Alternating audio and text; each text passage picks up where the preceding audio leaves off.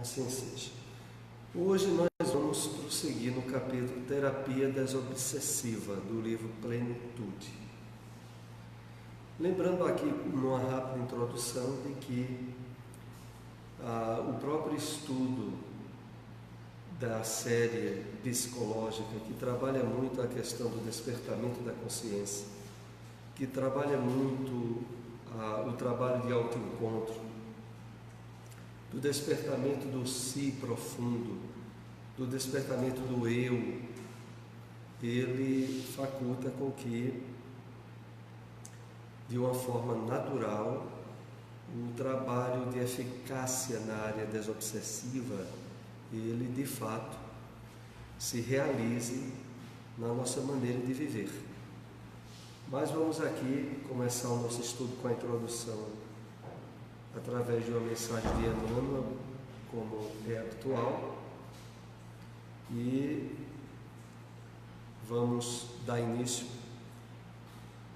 extraindo do livro O Evangelho, as cartas de Paulo, comentada por Emmanuel, capítulo 8, versículo 13 da carta aos Romanos, que diz o seguinte, o texto que nós sintetizamos: quem vive segundo as leis sublimes do Espírito respira em esfera diferente do próprio campo material em que ainda pousa os pés. Avançada compreensão assinala a posição íntima. Nas dificuldades e aflições da estrada, recolhe recursos à própria iluminação e engrandecimento. Vamos fazer aqui algumas reflexões para iniciar o nosso estudo. Então aqui Emmanuel vai analisar como naturalmente deve ser a espontaneidade daquele que vive com a consciência das leis divinas, das leis espirituais da vida e esforça-se por estar em harmonia com ela. O primeiro aspecto interessante é que ele diz assim: respira em esfera diferente do próprio campo material em que ainda pousa os pés. Respira é muito significativo, porque está ligado profundamente a viver, a própria sustentação pelo oxigênio que respira, de tal forma que a pessoa que acordou para esse trabalho de harmonia com as leis divinas, ela intimamente vive diferente da grande maioria da humanidade, principalmente uma humanidade que está envolvida pelas teias do materialismo. Então, respira em esfera diferente do próprio campo material em que ainda pousa os pés. É uma expressão muito linda e trabalhada por Emmanuel, que quer dizer o seguinte: não vive igual aos outros, intimamente.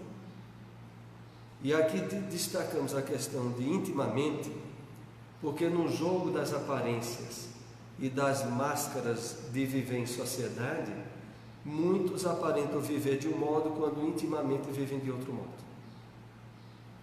Mas aqui a questão é de fórum íntimo e é de vivência espiritual. Avançada compreensão assinala-lhe a posição íntima. Essa avançada compreensão tem a ver com o quê? O entendimento profundo dos objetivos e da razão da vida. A percepção da sua natureza como sendo estabelecida na imortalidade da alma. Nas dificuldades e aflições da estrada, recolhe recursos à própria iluminação e engrandecimento. Esse aspecto aqui, último, é que de fato deixa bem claro que essa pessoa vive intimamente de forma bem diferente, porque ela percebe que os entraves, os problemas e as dificuldades que surgem na sua vida não são mecanismo do acaso e nem da punição arbitrária, mas pelo contrário, representam sinalizadores para o seu crescimento espiritual. é quando ele diz aqui: nas dificuldades e aflições da estrada comuns a todos nós, no mundo de provas e expiações, recolhe recursos à própria iluminação e recolhimento. Ou seja, não deixa passar de graça situações amargas ou difíceis da sua vida, extraindo delas pontos para seu crescimento espiritual. Isso é viver segundo as leis sublimes do Espírito, que nós somos chamados principalmente através desse estudo aprofundado da psicologia à luz da doutrina espírita, que é a série de livros trazida a nós por Joana de Ângeles, e que vem alicerçar e estabelecer de forma mais profunda e contínua essa maneira de viver, que é de viver segundo o espírito de consciência imortal. Vamos agora para o primeiro slide separado para hoje. A obsessão tem as suas raízes fixadas nos antecedentes morais de ambos os litigantes, que se deixaram vencer pela inferioridade que os dominava à época da pugna. Pugna é da luta, da discórdia, da desavença. Então, a obsessão, que é essa influência espiritual nociva e contínua, seja de origem espiritual para a terra, seja entre nós espíritos encarnados, ela tem as suas raízes fincadas nos antecedentes morais de ambos os litigantes. Por isso, diante de qualquer processo obsessivo, de qualquer situação doentia originada dessa interferência espiritual, ninguém pode julgar ninguém, porque são espíritos que estabeleceram um processo de punição recíproca, da qual ninguém sabe quem errou primeiro. Sabe quem está apresentando a problemática agora, mas não quem errou primeiro. É por isso que nas casas espíritas, nos trabalhos de desobsessão, de socorro espiritual, não visa afastar de forma brusca, de forma impositiva, obsessor nenhum de pessoa alguma, porque sabe, pelas raízes do problema, que aquele que hoje sofre a repercussão danosa pode ser o principal causador, ou não. Então a questão tem que ser resolvida amparando os dois lados.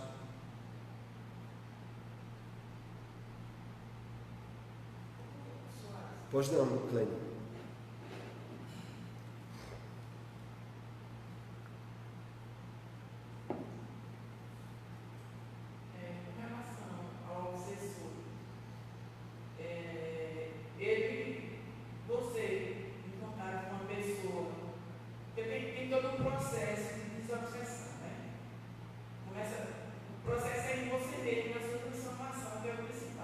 Exatamente. E as outras coisas são correlatas.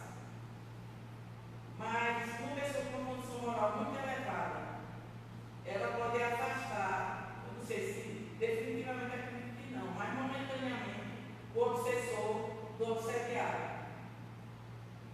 Como, por exemplo, eu não lembro se era Davi, que tocava flauta para espantar. Jesus, a gente sabe que sim, né? Mas ali era muito certo, quando ele expulsava, entre aspas, demônios, né, de determinadas pessoas. E ali o processo obsessivo já era guiado por encerrado, é por isso que ele expulsava, ou pela condição moral dele mesmo.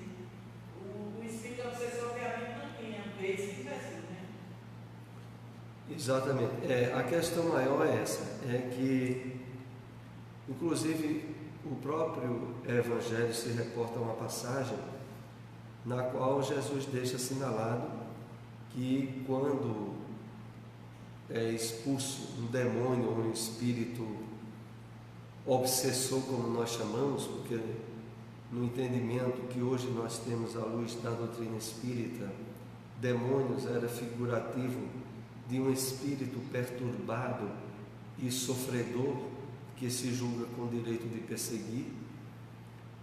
Se aquela casa não for cuidada, aquele espírito que é expulso volta e traz mais 7, deixando bem claro que, não resolvida a questão que englobe os dois, haverá uma terapia que possibilitará inclusive resultados piores, desastrosos. Nós sabemos que através de certas práticas mediúnicas, não espíritas, certas pessoas detendo um poder magnético muito forte, expulsam de forma abrupta um obsessor e cortam o processo obsessivo. Mas o resultado disso, não tendo havido uma profunda modificação de vida naquele que foi alvo dessa libertação, ele poderá vir a ter pioras muito mais graves. É por isso que a forma eficaz é tratar os dois lados. É como, por exemplo, nós temos um ferimento no qual se instalou um processo bacteriano e se procura tratar a ferida sem medicar de tal modo que mate as bactérias, facilmente pode-se tratar a ferida e depois de algum tempo voltar a adoecer outra vez, ou o ferimento vir a piorar. É porque é preciso realmente olhar a coisa pelos dois lados. Mas para nós que estamos estudando todas essas temáticas à luz da psicologia de Joana de Ângeles, somos chamados, claro, primeiramente, a sermos os terapeutas de nós mesmos. Na medida em que nós, de fato, despertamos em termos espirituais,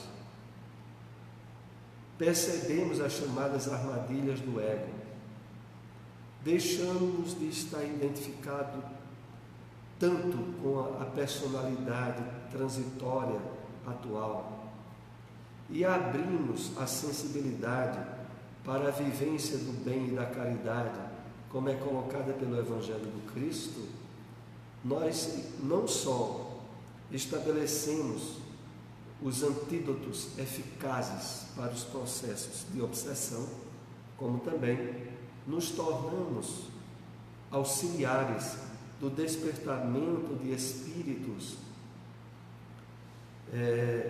inimigos ou que nos tenham em termos de antipatia, pela qualidade vibratória das nossas emanações magnéticas. Então, a questão toda no estudo de Joana de Ângeles é que nós somos muito projetados para aproveitar esse estudo para nós mesmos. A questão toda deixa de vincular-se tanto a analisar circunstâncias que são comuns no mundo de prova e expiação, que é o quê? A epidemia obsessiva. A maioria da humanidade está sob obsessão. E qual a causa disso? Principal, o materialismo associado ao egoísmo e ao orgulho. Nós vivemos numa humanidade obsidiada. A questão é, pelo menos nós, utilizar os instrumentos e os recursos que a doutrina espírita nos dá para sair desse grande grupo e nos tornarmos espontaneamente espíritos que estejam ajudando outros que temporariamente se encontram infelizes, perturbados, obsidiados ou obsessores, a encontrarem também o seu caminho de despertamento espiritual. Porque, não poucas vezes, independente de religião, porque mediunidade, obsessão, envolve todos, inclusive os espíritas. E não poucas vezes, mesmo a gente tendo um conhecimento relativamente bom em relação ao mundo espiritual e às questões obsessivas, podemos estar sendo temporariamente vítimas por não estar aplicando em nós o conteúdo do Evangelho que a gente já aprendeu. E o pior de tudo é isso, é que quando nós ainda mantemos nossos processos obsessivos, isso não só é ruim para nós, mas é ruim também pelo aspecto de que, se já tivéssemos resolvido essas questões, em vez de estar sendo obsidiado, nós estaríamos sendo terapeutas dos espíritos em necessidade, que é aquilo que o Evangelho mais nos chama, é de que a gente seja agentes do bem e da iluminação, desde que essa iluminação já tenha sido suficientemente trabalhada em nós. É preciso que agora, na medida que o conhecimento espírita aumenta em nós, a gente deixe o lado de vítima para passar a ser do lado do terapeuta, que ajude e cuide para que outros, através do clima espiritual que a gente tenha já estabelecido em nós de forma constante, trabalhe, inicie, influencie aqueles que nos acompanham.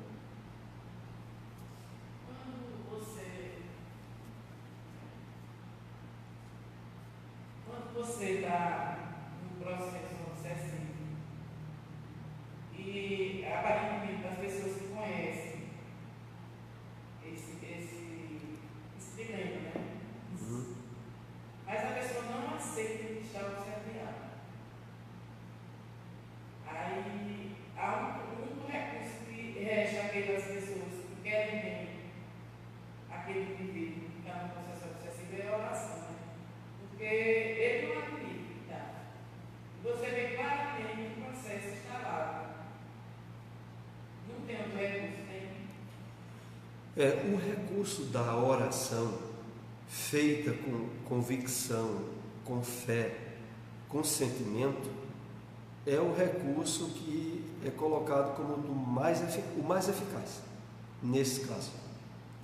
Eficaz a tal ponto que, se a gente não vê resultados a curto prazo, sabe que foi semeado um plantio que mais adiante, no momento certo, aflorará. Então é preciso, nessas situações onde a gente sabe que alguém é vítima de processos obsessivos e ela não aceita, saber que a utilização da prece como único recurso tem na sua natureza uma eficácia que a gente precisa acreditar. A questão toda, lembrando sempre aquela frase de Emmanuel, que deve estar bem fixada em nós, é que a gente não pode usar a prece como quem usa o martelo ou a vassoura, esperando que tenha resultados imediatos.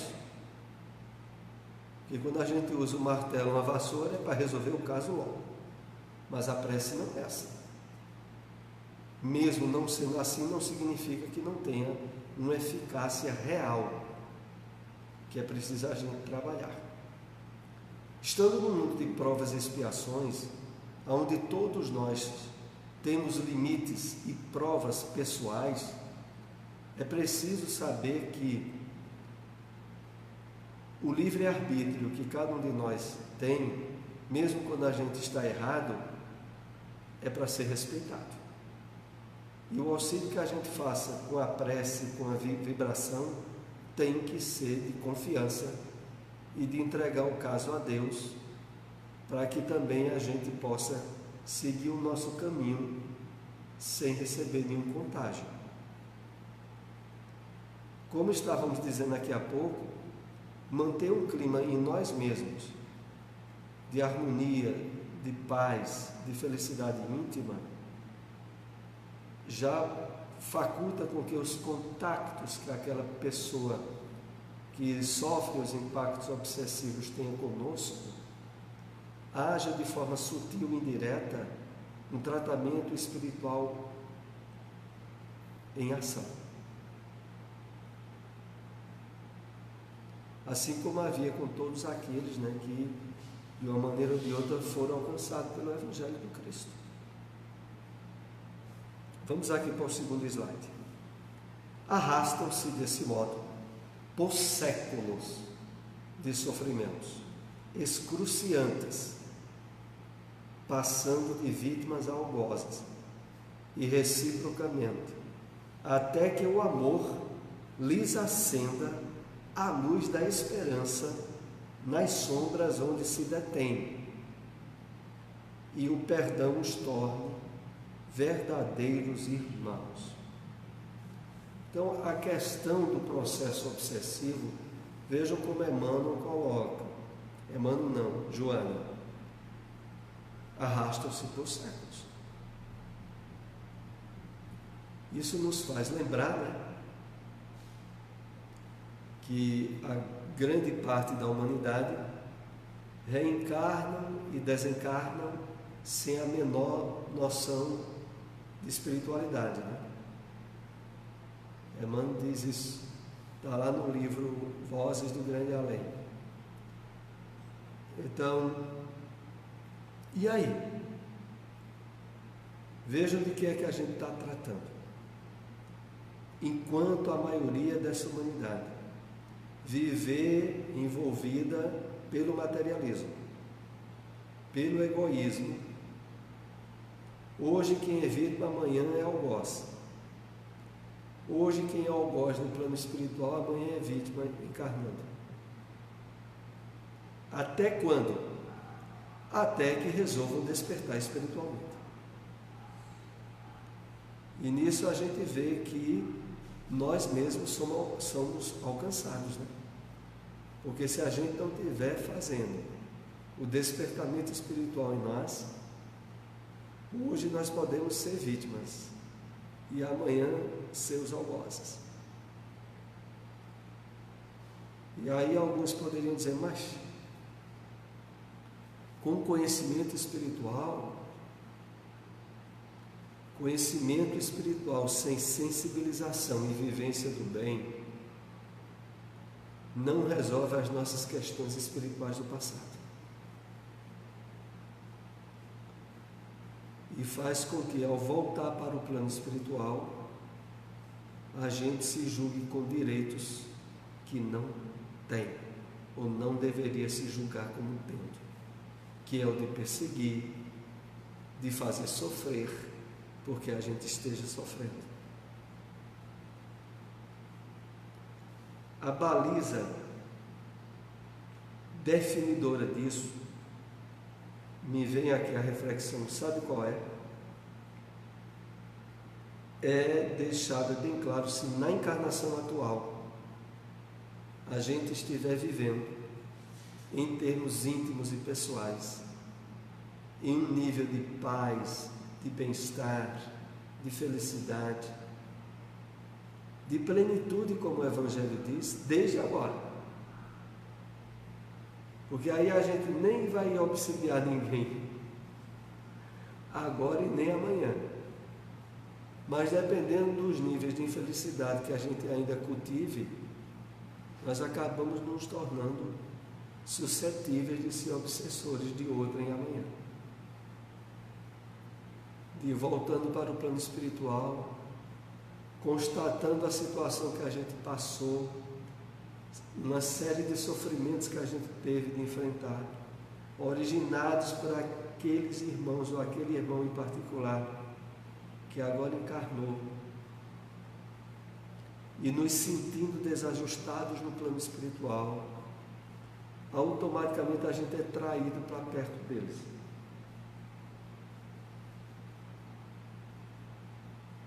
Então aqui Joana deixa bem claro, essas questões se arrastam por séculos, passando vítimas ao algozes. Pois não, Clênia?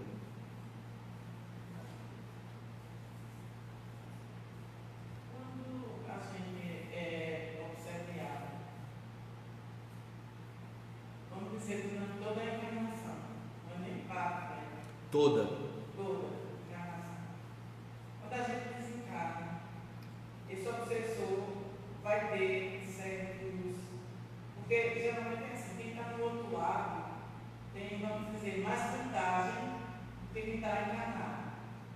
Porque quem é invisibilidade, quem atitudes dele no plano espiritual, aí a gente tem que continuar sendo vítima daquele obsessor. Ele, por exemplo, dependendo do poder dele, de criação, ele vai poder nos aprisionar, nos transformar em uma forma de zoofilia, né? Sim, como animal, quer dizer, ele tem um poder de nós, quer dizer, ele vai ter todo esse comando. Como tem os relatos lá no livro Libertação, de André Luiz. De fato, dependendo do nível de erro e de culpa que a gente tem do passado, a possibilidade de continuar sob o jugo, né, de espíritos infelizes e obsessores pode continuar no plano espiritual e pode arrastar-se para outras encarnações. A questão toda, para nós espíritas, e isso fica muito bem claro, é que isso não é resultado do acaso, é resultado de um procedimento errado que nós temos feito em encarnações para trás e cujo resíduo em termos de reajuste para nós possibilitou que determinados espíritos continuassem nos fazendo infelizes ao longo de mais de uma encarnação. A questão toda é que, inclusive nesse livro Libertação, que nós recomendamos muita leitura, é de que, de fato, isso ocorre e a forma eficaz de quebrar isso, tanto para nós quando estamos encarnados ou no plano espiritual, é a harmonia com as leis divinas, é se tornar canal do bem, de ajudar outras pessoas, porque na medida que a gente vai ajudando outras pessoas, ocorre aquilo que aconteceu inclusive no livro Libertação. No livro Libertação, para que o benfeitor espiritual que acompanha André Luiz resolva o caso do sofrimento obsessivo de Margarida, ele começa ajudando sutilmente e de forma eficaz vários espíritos até atingir aqueles que eram do lado afetivo do perseguidor. E quando ele passou a ajudar espíritos que eram amados pelo perseguidor, o livro chega àquele ponto de muita emoção, quando o perseguidor constata o benefício que aquele instrutor espiritual fez para alguém que era muito querido dele, e ele chega para o benfeitor e diz: olha, eu não sei o que eu posso fazer para retribuir o que você me fez. Se pudesse fazer qualquer coisa, eu faria. Era exatamente isso que o benfeitor queria. Ele disse: olha, tem uma pessoa muito querida minha, ele desarma. Então, a maneira eficaz de solução dos processos obsessivos é faça o bem o máximo que você puder, ajude outros, não se preocupe com o resultado, porque as leis divinas possibilitam, como é mostrado nesse livro Libertação, que essa é a forma de você de fato resolver todas as questões de perseguição, de obsessão, de sofrimento espiritual.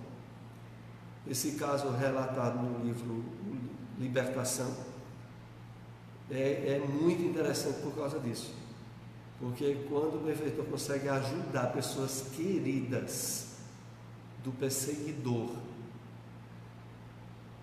e ele vem a constatar isso, e quando diz que ele peça qualquer coisa, ele diz: certo, eu quero isso, e aí consegue com eficácia resolver o problema obsessivo. Então é por aí que a gente é chamado a resolver, modificando as nossas atitudes nos tornando mais instrumentos do bem e ajudando ao máximo as pessoas que cruzam o nosso caminho. Como diz aqui no final, até que o amor lhes acenda a luz da esperança nas sombras onde se detém e o perdão os torne verdadeiros irmãos. Como aconteceu lá com Saldanha, o perseguidor de Margarida, e o instrutor espiritual de André, no livro Libertação.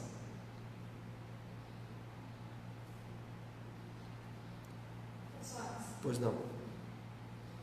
E assim, de uma maneira bem simples, aqui dentro nas casas espíritas, nós temos um trabalho da campanha do Quilo, que é um trabalho de desobsessão.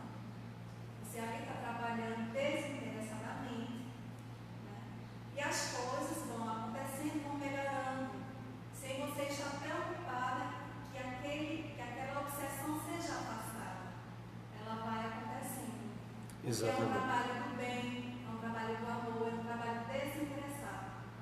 E esse é só apenas um exemplo de tantos outros que a gente pode fazer, dentro e fora da casa espírita, né? Os trabalhos, de uma maneira geral, realizados nas instituições espíritas, onde a gente faça com abnegação, com renúncia, dando com a mão direita sem que a esquerda o saiba, redundam de uma forma indireta, sutil, mas profundamente real a mudança das companhias espirituais no tratamento de obsessões.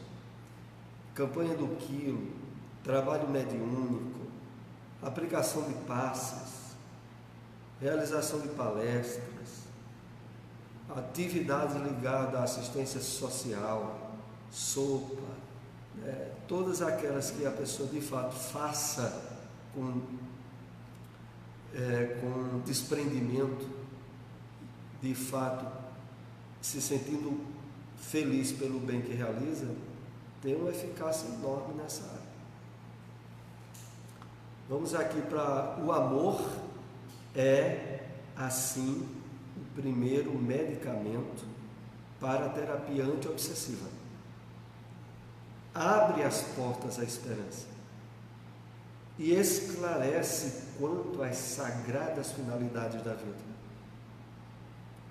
proporcionando perdão que suaviza as dores produzidas pelas ulcerações do ódio.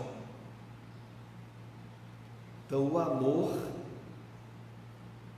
é o primeiro medicamento para a terapia obsessiva. De tal maneira que a gente poderia aqui significar e deixar de forma bem clara o seguinte: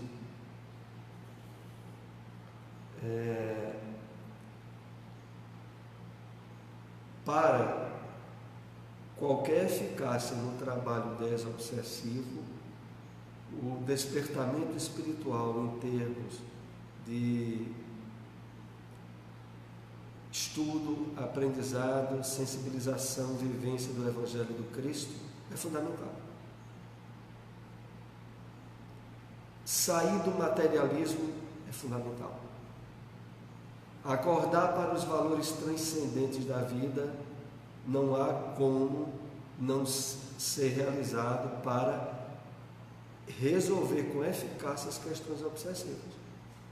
Porque, por outro lado, a gente vai ver, e tem muitos irmãos nossos assim, e nós somos chamados a atenção para não estarmos nesse grupo, que é o quê? Resolvem questões obsessivas até certo tempo, e depois de algum tempo volta a se instalar outras. Ele traz para a casa espírita, recebe a aplicação de passes, participa bota o nome na reunião de desobsessão, faz atendimento fraterno, resolve. E passa um tempo e fica levando a questão do despertamento espiritual em banho-maria. Faz o mínimo possível de reforma íntima. E mais adiante volta, e esse processo, quando olha, chega à desencarnação. Tem um caso muito engraçado, citado por Humberto de Campos, que eu me lembro só em parte dele. Depois eu digo a vocês qual é o livro que está. Era de uma pessoa que conheceu o movimento espírita, conheceu o espiritismo, percebeu a grandiosidade dessa doutrina e se posicionou a querer ser um trabalhador de divulgação, um trabalhador ligado de fato às realizações propostas pelo espiritismo. Só que ele estava naquela fase de término da juventude, entrada para a idade adulta. E ele precisaria primeiro terminar os estudos universitários para aí poder se dedicar à doutrina. Aí ele termina os estudos, mas aí ele se lembra que seria bom que primeiramente ele pudesse estabelecer a segurança de um relacionamento afetivo, de um casamento, que lhe possibilitasse aí, já estabilizado após o término dos estudos e a própria atividade de profissão que ele estava tendo, ele agora ia se casar. Depois que ele se casa, ele se lembra que ele tinha um compromisso para trabalhar na casa espírita. Mas aí vem a preocupação com os filhos que estavam por nascer. Meus irmãos, conta Humberto de Campos que esse homem foi adiando as coisas, a tal ponto que depois ele projetava que iria fazer quando se aposentasse. E de fato veio a se aposentar. E aí finalmente ele recordou-se do compromisso que ele tinha. Só que quando ele se recorda e se propõe aí agora trabalhar na casa espírita, sabe o que é que acontece? É que ao longo da vida dele, ele sofreu processos obsessivos variados, que foram empurrando ele para os interesses materiais, mesmo que humanos e normais para qualquer criatura humana, mas face o nível de consciência que ele tinha espiritual, ele não era para ter burlado e ter adiado tanto o trabalho espiritual dele. E quando ele chegou nesse ponto da madureza existencial, que ele diz, não, agora eu vou, aí ele ouviu uma voz, dessa vez foi clara, da consciência dele, que disse a ele o seguinte, olha, na sua mente,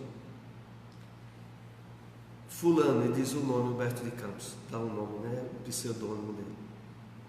Agora, tu queres agora ir trabalhar?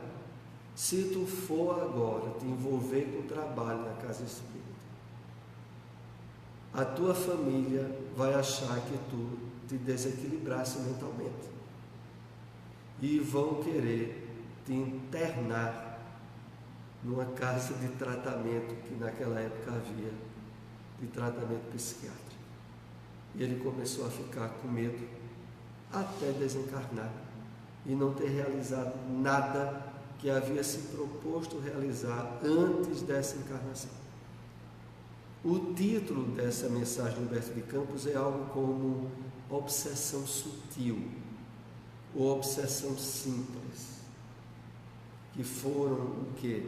Influências espirituais que não causaram doença a ele, não levaram ele a nenhuma perturbação, levou ele em banho-maria, adiando trabalhos e propostas e propósitos de compromisso espiritual que ele tinha desde antes da encarnação, e tornar a encarnação dele em termos espirituais inútil.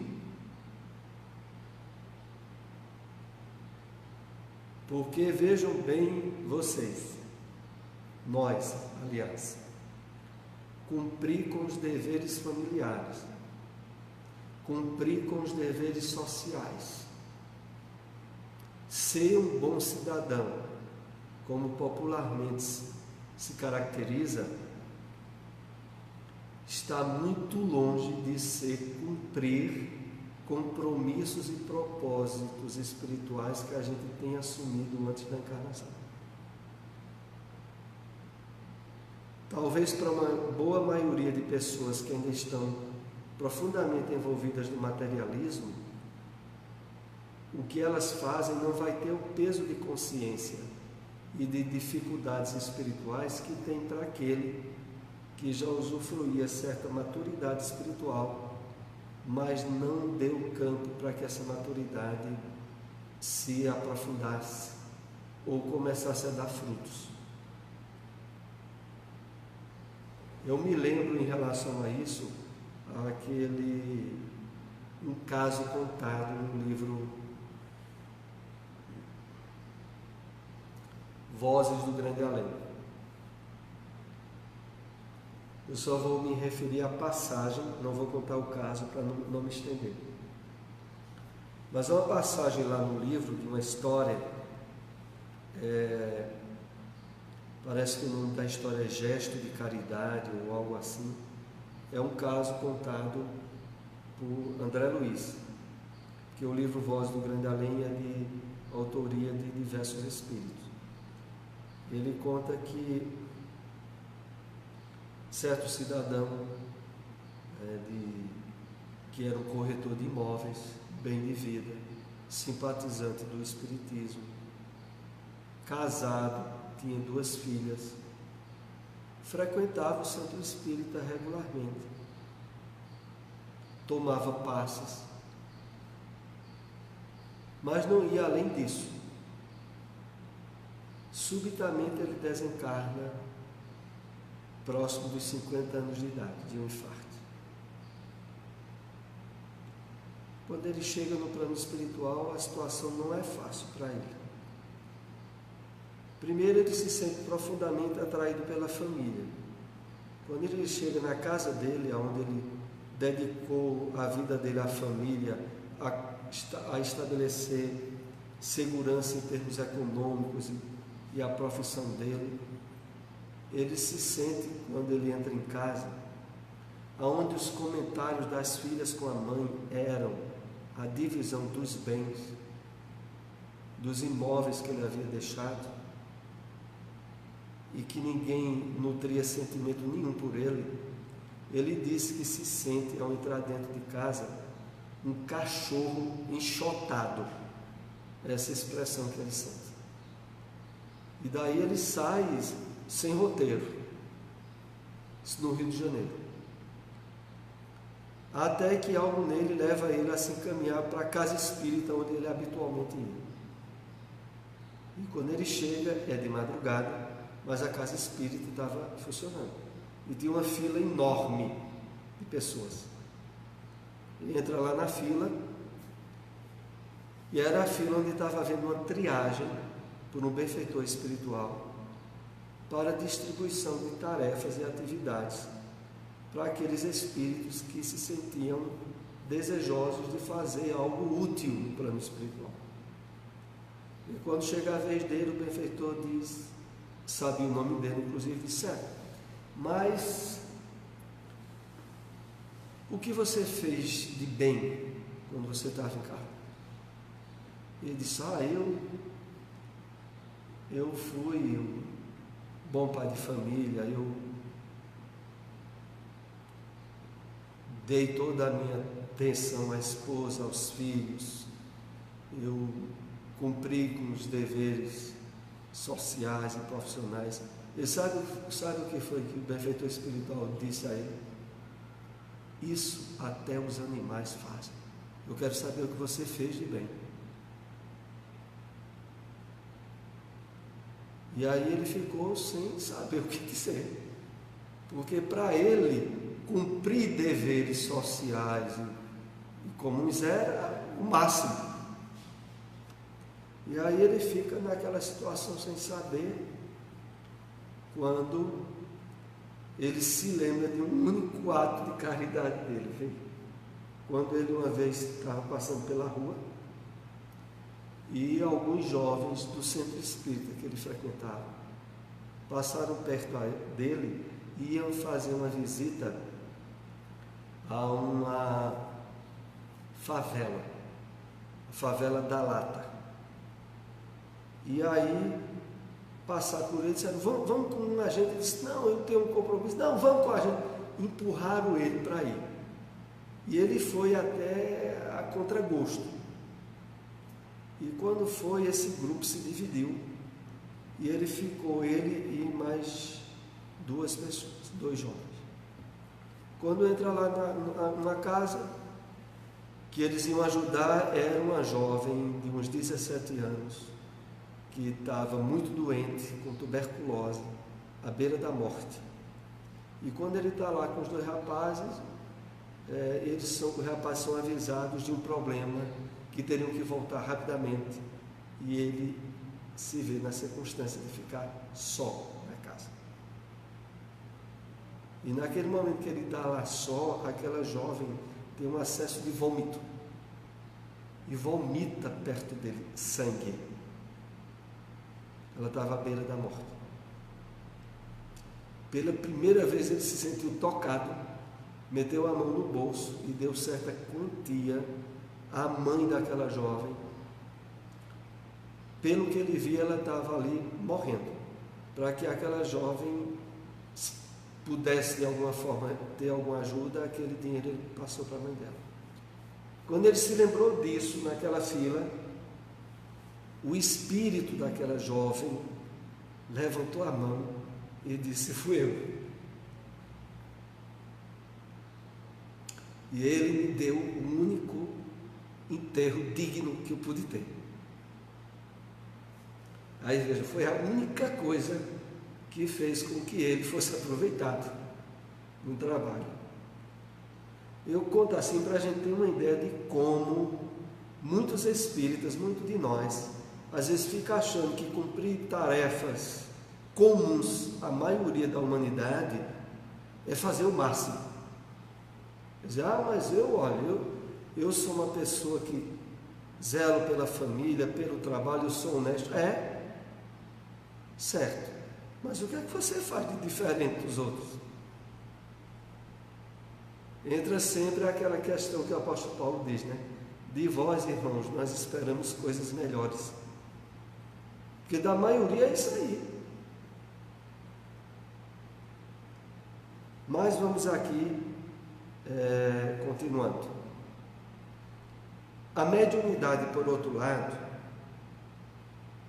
é a grande oportunidade que faculta a identificação e a cura das obsessões. Porque, através dos seus delicados mecanismos, que elas se manifestam, as obsessões, e por eles mesmos que se podem atender aos agentes indigitados. Então aqui Joana de Ângeles destaca o papel ímpar que tem a mediunidade em relação à terapêutica desobsessiva, porque é justamente através dela que é possibilitado o amparo em termos recíprocos. Porque primeiramente é comum as pessoas virem à casa espírita e estarem sob a influência e o envolvimento de processos obsessivos, e os benfeitores espirituais perceberem isso e possibilitarem que aqueles espíritos obsessores sejam levados a tratamento na reunião mediúnica, muitas vezes sem que nem o obsidiado saiba. O obsidiado terá recebido a primeira ajuda pela terapêutica do Evangelho do Cristo, se ele levar a sério, quando adentrou-se a casa espírita. O outro lado que vai receber ajuda será o do espírito obsessor, através do trabalho mediúnico na desobsessão. Desde a própria aproximação com o médium equilibrado e evangelizado, pelo campo vibratório, harmonioso e feliz que esse médium tenha, esse é um primeiro passo importantíssimo, até a própria possibilidade de comunicação pelo médium, aonde os recursos psicoterapêuticos que através do doutrinador possam somar-se em termos de ajuda a esse espírito, ele está ali sendo ajudado. Então a mediunidade nesse aspecto merece o seu devido destaque. É muito comum os médiuns, qualquer um de nós que trabalhe nas reuniões mediúnicas, sermos os primeiros beneficiados. É comum sermos os primeiros porque, através do próprio campo magnético salutar e curativo que se estabelecem num grupo mediúnico, que de fato faça o trabalho com responsabilidade, com disciplina, com elevação, estabelece uma espécie de sinergia magnética e espiritual entre todos que participam ali. Ali é um tratamento de resultados muito eficazes para o grupo, quando esse trabalho é feito com elevação. É o que faculta com que, na maioria das vezes, se torne, e assim deveria ser, desnecessário tratamento de desobsessão específica para um trabalhador da reunião. É claro que há exceções, mas isso tem que ser visto como exceção. Já vimos, às vezes, comentários de palestrantes espíritas destacando a necessidade que haveria, em termos constantes, dos trabalhadores da desobsessão passarem por desobsessão. Isso é um absurdo, é um exagero. Porque o normal é que o trabalho de desobsessão sendo feito com elevação, disciplina e compromisso, durante o próprio trabalho, os médios participantes são alvo de um socorro e de uma ajuda magnética e espiritual no próprio trabalho, a não ser que não estejam levando a sério esse trabalho. É por isso que, não poucas vezes, os trabalhadores da reunião mediúnica deveriam ter consciência de que a eficácia e a qualidade do trabalho, ele está totalmente nas mãos dos benfeitores espirituais, que aceitam os médios como parceiros, como forma de nós colaborarmos com eles a benefício, primeiramente, de nós mesmos. É interessante refletir sobre isso, porque tem muitos médiuns em trabalhos nos centros espíritas que acham que estão fazendo muito em prol do socorro dos espíritos em necessidade, quando, em boa parte das vezes, eles é que são alvo de socorro e de ajuda pelos benfeitores durante as atividades. Pois não, Clênia?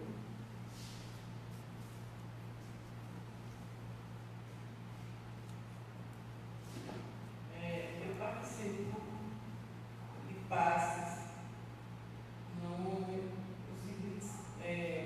a função de fazer vibração. Eu não aplico passe, mas fico nessa função de vibração e de apoio. E na casa, determinados médicos são excelentes taxistas.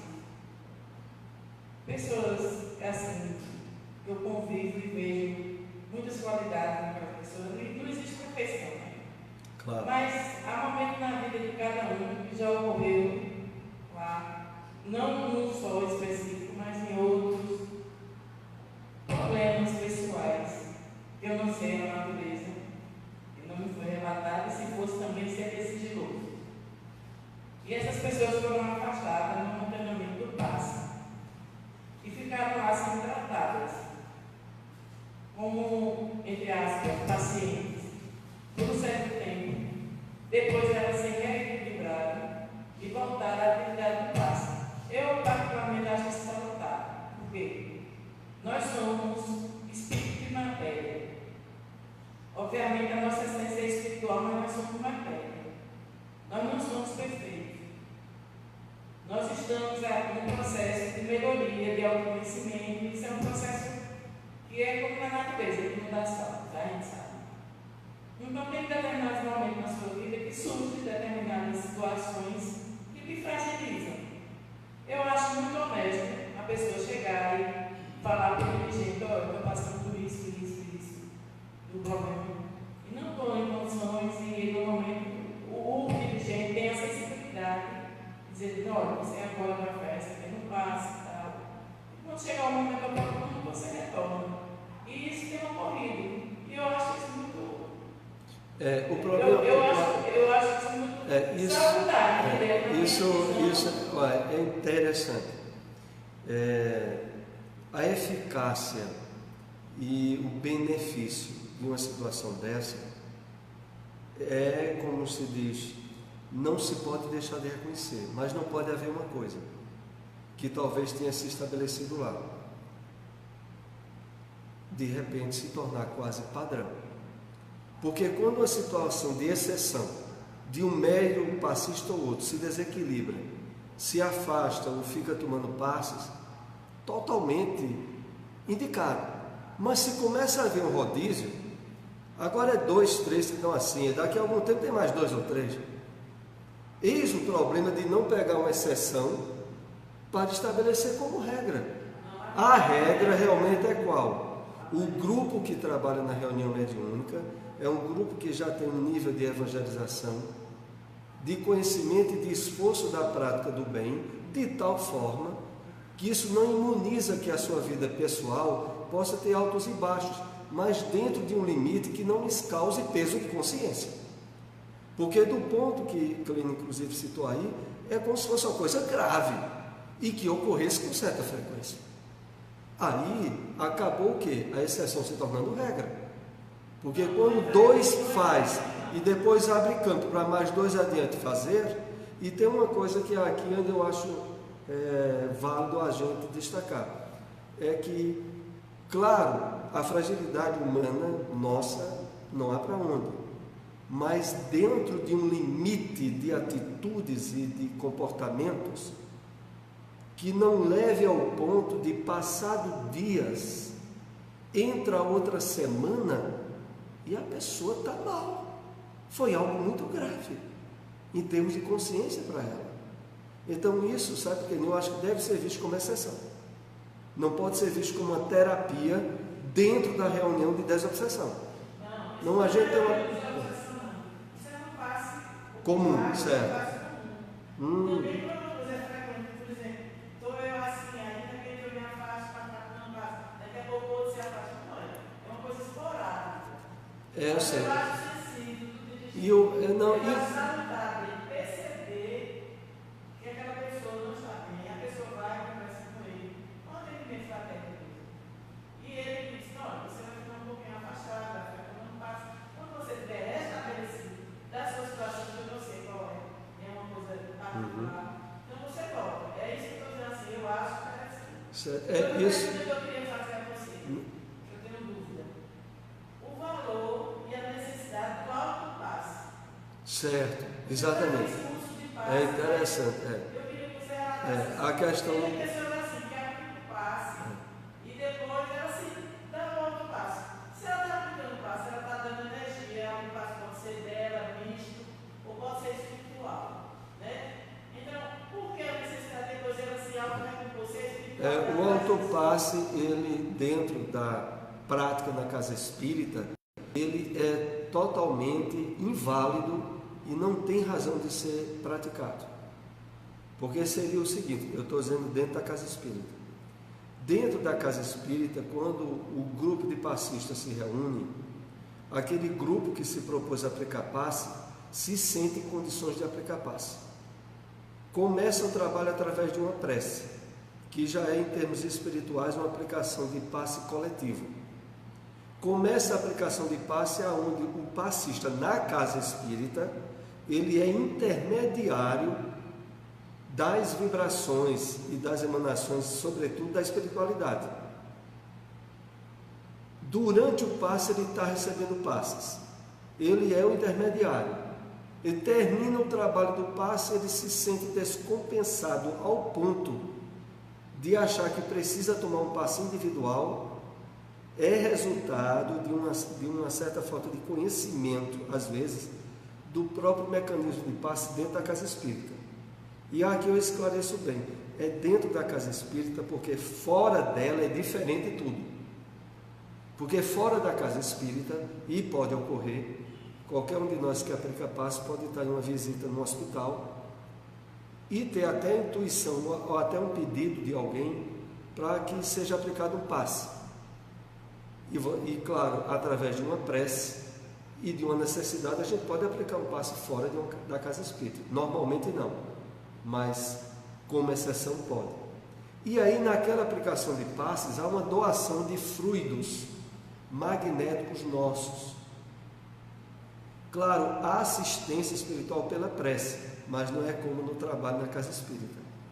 Aí você pode, depois de uma aplicação de passe dessa, se sentir desassossegado, se sentir fraco. E aí usar alguma técnica de autopasse que principalmente está ligado a uma prece, que deveria outra vez acalmar a mente, entrar num estado de prece. Para algumas pessoas, por mecanismos de indução, para ter mais confiança de que está recebendo o passe, ela faz uma prece e fica passando as mãos nos braços ou nas pernas, né, e sobre ela mesma, como se aquilo, para ela, em termos de mecanismos de indução, desse a ela mais convicção de que ela está recebendo o passe ou está fazendo uma espécie de limpeza, né, de passe dispersivo nela, né, após uma prece. Mas isso, veja, num caso de exceção fora da casa espírita. É quase ridículo quando na casa espírita, no grupo que aplica passes, não é ridículo porque é falta de conhecimento. Um passista diz, por favor, eu quero, me aplique um passe, porque eu não estou me sentindo bem. Isso não era para acontecer.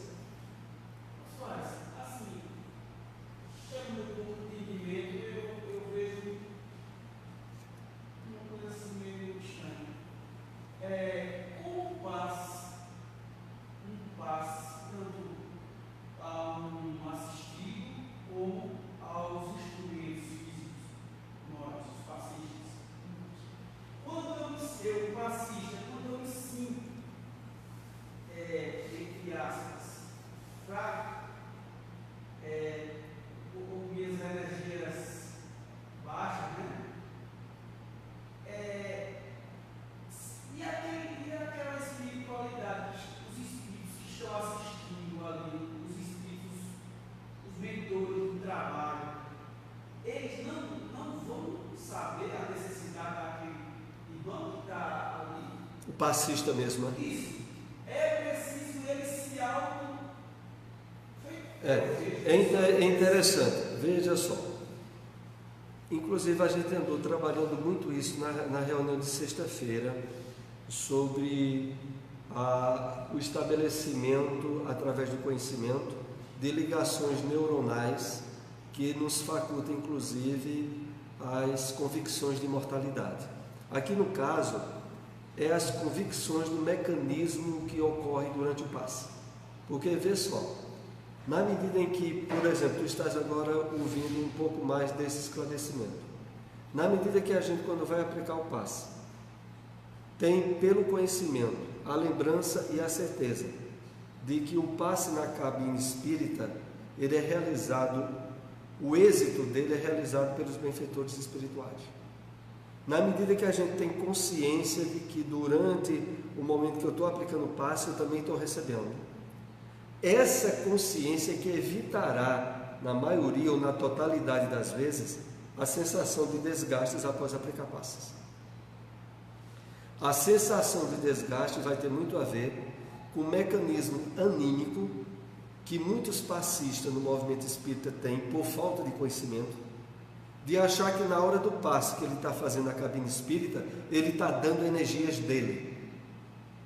E por isso é muito fácil de terminar e ele poder se sentir fraco por indução mental dele de achar que ele deu energias dele.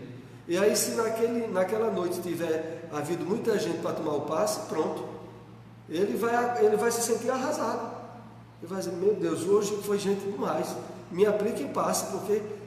Então, isso vem, muitas vezes, de um mecanismo de indução mental nele, por desconhecimento, de achar que na aplicação do passe estava dando energia dele, porque aqui também cabe um destaque.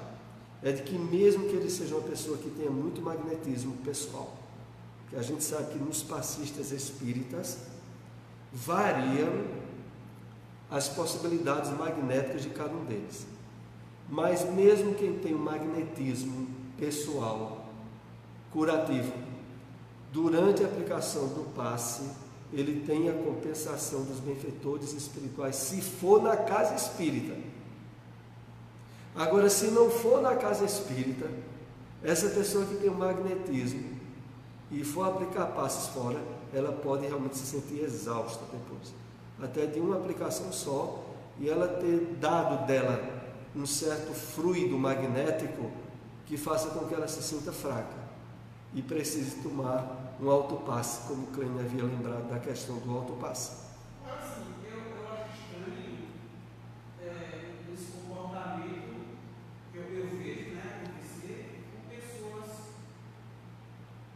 altamente experientes, trabalhadores que já estão no movimento há muitos anos e agindo dessa forma. Exatamente. Aí, essa é a grande surpresa. Normalmente a causa maior disso é a seguinte: às vezes, falta de participação de cursos de passes, e o fator que eu acho mais determinante, falta de leitura de livros que tratem do passe, porque cursos de treinamento de passe muitas vezes demoram a ver na casa espírita, mas livros sobre passe sempre se tem. Se essa pessoa estivesse fazendo leitura, já que ela é um passista habitual, de consciência, ela deveria estar procurando se instruir, né, em termos de leitura, de assistir palestras. Hoje em dia no YouTube, a quantidade de vídeos, palestras sobre passes, dezenas. Ela estivesse se instruindo mais, lendo mais, não aconteceria isso. Agora tem um problema aí, dois. O problema é chegar a pessoa geralmente tem muito jeito melindrosa. Dizer, fulano, o seu passe está assim, explicar, né? Como é que a pessoa está dando o passe. Não está condizente com o que se estuda sobre passe. A pessoa vai ficar altamente melindrosa, vai dizer, aqui é fulano, chega para mim, eu tenho que ser condição de espiritismo, né? E vem dizer a mim qual é a forma correta de se aplicar um passe. Porque as pessoas, o que existe muito, a gente sabe que a doutrina espírita é uma doutrina consoladora, esclarecedora, mas os seus membros não são esclarecidos ao ponto de aceitar uma crítica positiva, uma crítica que vai ajudar. Ora logo pelo lado do menino. E mudando de assunto, tem isso.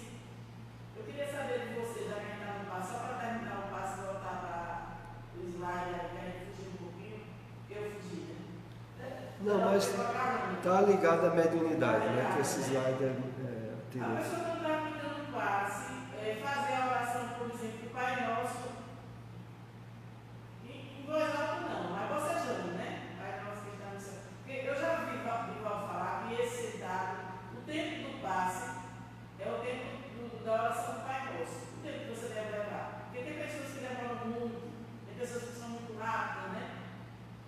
Porque você vai fazer o expressivo, vai ativar muito chato, não é isso? Aí é o tempo do Pai Nosso. Mas tem pessoas que eu já vi aqui no passe fazendo oração. Você já na oração.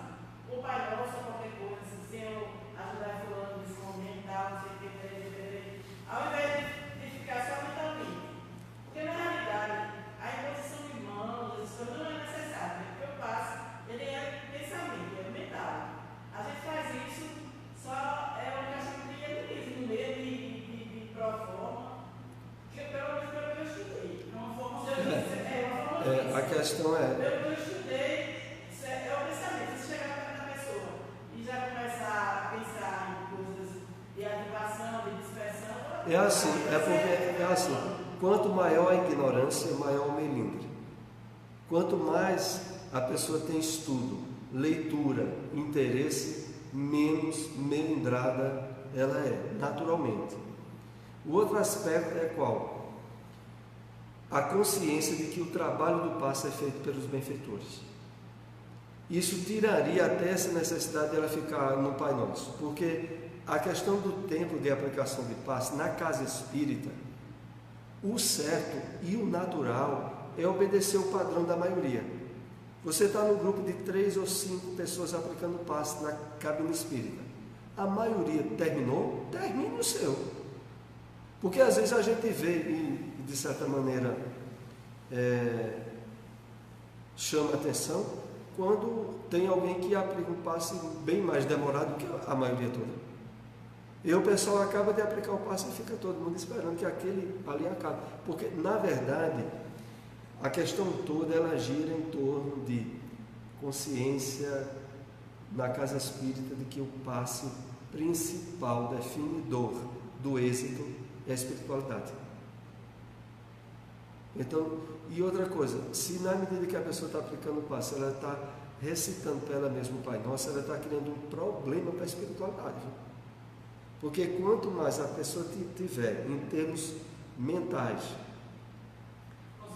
totalmente entregue ali ao trabalho mental de ser intermediário do bem, mais facilidade para os espíritos trabalharem do psiquismo aos frutos da pessoa. Se ela começa a se preocupar em recitar o Pai Nosso, isso não só não está ajudando, como pode estar criando até um problema. Porque, na verdade, é para a prece inicial que o grupo faz, porque na casa espírita esse é o passo correto. Antes de começar o passo, o grupo faz uma prece. Aquela prece é para resolver o início do trabalho. Quando finaliza, normalmente também tem uma prece. Mas ficar durante o passo fazendo prece é um problema. Isso tem algo a ver, sutilmente, com achar que o passe que está sendo dado através dela vai ter um resultado mais efetivo do que através. Os outros não estão fazendo prece. É complicado, essa questão do passe é muito complicado por conta de que esse valor do estudo. Porque muitas vezes a pessoa, eu já vi pessoas na área que o passe de fulano é melhor que o de fulano. O passe de fulano não gosta de tomar passe de fulano porque fulano não tem uma energia. Aí o que acontece? Eu já vi dizer que tempo de casa espírita, o tempo de conhecimento espírita, entre aspas, não é sinônimo de nada, porque muitas vezes a gente trabalhadores, como eu já falei, espera de 30, 35, 40 anos de conhecimento espírita que agem pior do que esse ano. Eu bastaria indicar à pessoa que ela lesse ou estudasse o capítulo 19 de Missionários da Luz, que trata passe, é o título do capítulo. Se a pessoa fizer uma leitura atenta e reflexiva, ali ela já vai ter todas essas indicações que nós estamos aqui compartilhando, de André Luiz, Missionários da Luz, capítulo 19.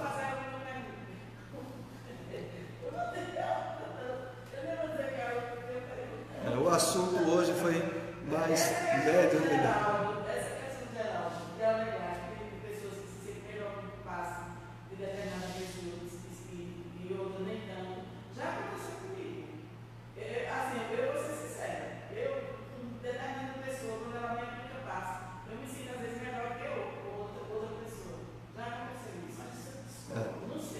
É porque, não, a questão principal aí, sabe qual é? É em partes que a gente está comentando aqui. É o quê? A consciência de que na casa espírita o determinante do êxito do passe é a espiritualidade. Se isso realmente estiver bem consciente em nós, quebra-se tudo, essas barreiras. E nesse capítulo 19 do livro Missionário da Luz que eu indiquei, é porque entre as pessoas que vão tomar passe, tem uma que já tinha recebido 9 vezes ou 10 vezes o benefício da recuperação através do passe. Só que ela tinha uma recuperação que voltava a reincidir em atitudes e comportamentos que criavam problema de novo. E quando ela chega para tomar de novo o passe, os benfeitores espirituais dizem entre si que dessa vez o passe para ela será totalmente ineficaz, para ver se através dos desequilíbrios e problemas que ela vai continuar a ter, ela desperta. Veja, adiantaria, voltando ao caso que o Clênia citou, receber o passe daquela pessoa ou daquela outra? Se os benfeitores disserem, essa aqui não vai receber benefício, aí eles cortam o magnetismo animal. Porque o problema todo aí, em termos de fazer o bem, é que muitas vezes a gente acha que fazer o bem é receber a cura. Para a espiritualidade elevada, muitas vezes fazer o bem é manter a doença, é deixar que a pessoa continue doente. A gente aqui encarnado fica achando que era curar, talvez ele melhore, não. Eles já perceberam que o bem para aquela pessoa ela continuar doente. E aí? Esse magnetismo, pelo que o livro deixa bem a entender, seria interceptado. Não haveria êxito algum. E a pessoa iria sair do mesmo jeito que entrou. Veja, por outro lado, eu ainda não queria esquecer uma coisa. Existe um livro, Entre Dois Mundos, de Manuel Filomeno de Miranda, pela mediunidade de Valdo Pereira Franco. Entre Dois Mundos, tem um caso lá de uma aplicação de passes, apesar de que isso registrado no livro Entre Dois Mundos, está também registrado no livro No Mundo Maior, por André Luiz. E o que é? Os espíritos benfeitores, sabe o que? Aplicar passes para a pessoa ficar doente mesmo. No caso do livro de André Luiz No Mundo Maior, é uma pessoa que já tinha sido ajudada várias vezes pelos espíritos benfeitores e ela tinha o hábito de beber. E essa bebida dela deixava a esposa e os filhos doidinhos em casa. E aí os espíritos chegam lá no bar, André Luiz e o espírito lá. Sabe qual é a ajuda que dão a essa criatura? Dão um passe magnético para acelerar os batimentos cardíacos e desenvolver nela um tipo de cardiopatia que iria deixar ela 6 meses doente, tomando remédio em casa sem poder beber. Os espíritos fazem isso, vejam. No livro, isso está no livro No Mundo Maior. No livro Entre Dois Mundos, que nós temos até para vender aqui no Bezerra de Menezes, Entre Dois Mundos, os benfeitores espirituais chegam no momento em que o marido, que tinha se tornado até um homem político e desviado, está com a esposa em casa, que já fazia um bom tempo que tinha tido um AVC e estava cheio de problemas de saúde, e esse esposo resolve definir de que o problema dele se resolveria se ele resolvesse também o problema da esposa. E sabe como era? Matando ela. Porque ela vinha sofrendo há muito tempo com AVC, tinha que ter uma enfermeira em casa cuidando dela. E ele resolve por preparar uma dose de um veneno para no momento que ela fosse tomar, achando que era remédio, ela desencarnasse. Esse esposo dela, veja como é os desvios de rota que nós fazemos. Tinha sido um espírito preparado, uma série de tarefas espirituais das quais ele se desviou. E ele estava nesse momento crítico. Ele tinha errado muito com ele mesmo. E agora ia cometer um crime que levaria ele para uma condição espiritual desastrosa. Sabe o que é que os benfeitores espirituais fazem lá? Acelera o batimento cardíaco dele, aumenta a pressão arterial num ponto que ele tem um AVC na hora que ia matar a esposa, através de passes magnéticos. Então vai agora, como tem alguns espíritos podem achar que ele pode aplicar um passe e dar resultado, pode, se o espírito do bem quiser, se não quiser não dá resultado não. Por isso a gente tem que tirar essa ideia de passe melhor com alguém ou com fulano, porque se a gente estiver bem conscientizado na casa espírita de que o passe lá, o êxito vai depender dos benfeitores espirituais, a gente não vai nem se importar com quem é que está aplicando o passe. Eu creio que pode até não ter um instrumento físico, só ele se concentrar nele, até durante a palestra pública, durante ele está recebendo passe. Exatamente. Eu vejo principalmente no trabalho da segunda-feira aqui, que tem muita gente, pessoas que chegam, isso está certo, né? Dão um passo no mesmo caminho. Eu creio que nada. Bom, nós vamos interromper agora, que a hora já é avançada, e iremos parar aqui nesse quarto slide. E esse tema nós continuaremos no próximo encontro, será também 4 horas da tarde. Vamos parar para este encerramento, não é? Pedir ao nosso irmão Geraldo ali para fazer a prece por nós.